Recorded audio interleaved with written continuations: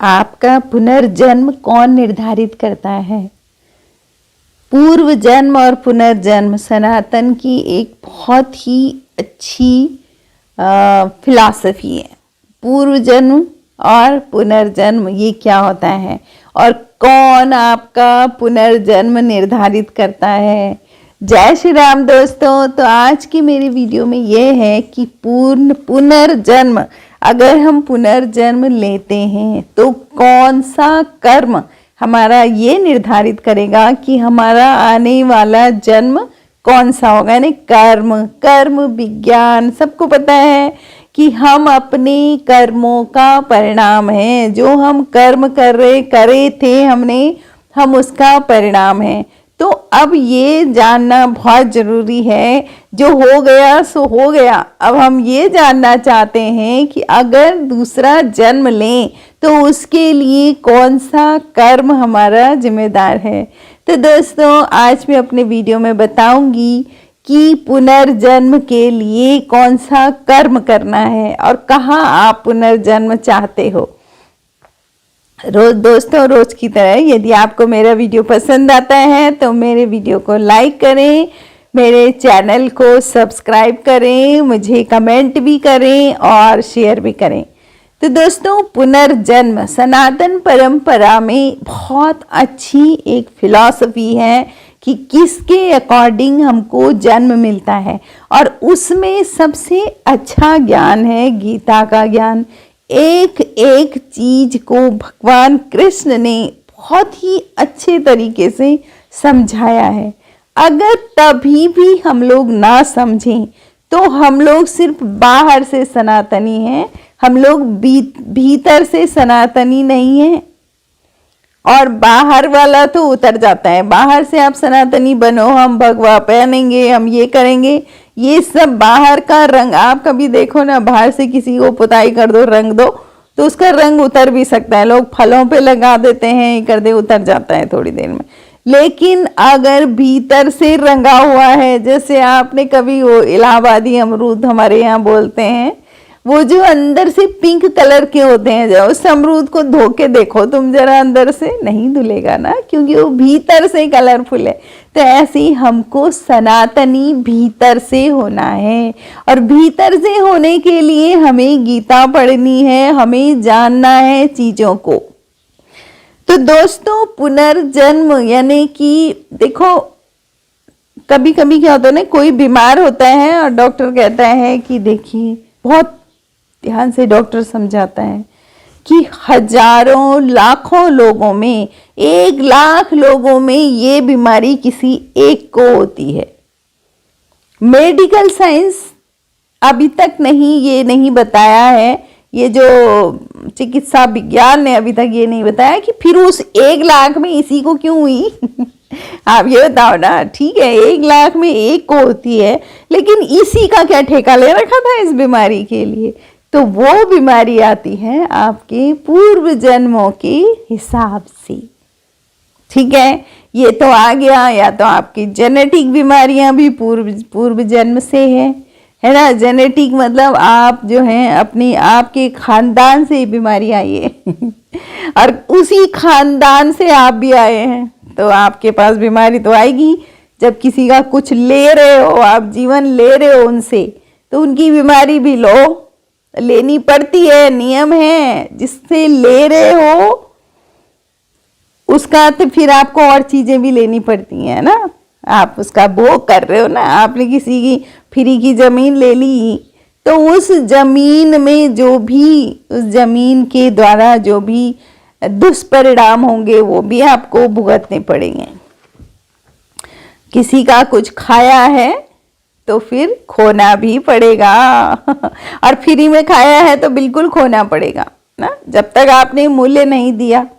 और ये जो आजकल चल रहा है ना, हर चीज के साथ फ्री फ्री फ्री ये तो बहुत ही बेकार चीज है, क्योंकि जो फ्री मिलेगा वो आपसे बहुत बड़ी कीमत वसूल करेगा।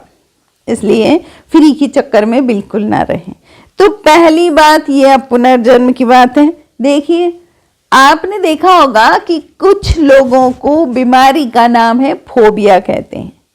वो गाड़ी में नहीं बैठेंगे, हवाई जहाज में कुछ नहीं बैठते हैं, ऊपर ऊंचाई का फोबिया होता है। कुछ लोगों को क्या पानी को देख के बहुत ज्यादा डर लगता है, तो उनको पानी का फोबिया होता है। तो फोबिया भी, अगर आपकी मृत्यु ऊंचाई से हुई है तो दूसरे जन्म में इंसान ऊंचाई से डरता है। क्यों? क्योंकि उसकी मेमोरी है, उसके दिमाग में सेल्स में भी मेमोरी पड़ी हुई रहती हैं, तो वो पीछे से कनेक्ट होता है। बिल्कुल इस चीजों को आप माने। अब मेरा वीडियो जो था वो ये है कि पुनर्जन्म कौन कर्म निर्धारित करता है। तो गीता में भी साफ साफ है कि आपका आखिरी क्षण, आपकी लास्ट आखिरी वाली जो सांस होती है ना, उस समय आपका विचार आपका पुनर्जन्म निर्धारित करता है। अगर आप उस समय आप क्या सोच रहे हो, आप समझिए आप अगले जन्म में वहां पहुंचोगे। ज्यादातर लोग संसार में रहते हैं। भगवान कृष्ण ने कहा है कि जब कोई बीमार होता है ना, और उसका आखिरी समय भी आ रहा है लेकिन वो दर्द में है, तो वो उसने पूरी जिंदगी भर भले ही राम राम जपा होगा, नाम जपा होगा, लेकिन उस समय उसका ध्यान दर्द पर होता है, तो उसको मैं नहीं मिल पाता हूं। क्यों? क्योंकि ध्यान का है, पीड़ा हो रही है, पीड़ा हो रही है ना। कृष्ण कहते हैं कि मरते समय अगर किसी का ध्यान मेरे ऊपर जाएगा तो उसको मैं प्राप्त हो जाऊंगा, यानी मुक्ति प्राप्त हो जाएगी। ठीक है? आपने जड़ भरत की कहानी सुनी है ना? तो जड़ भरत क्या थे?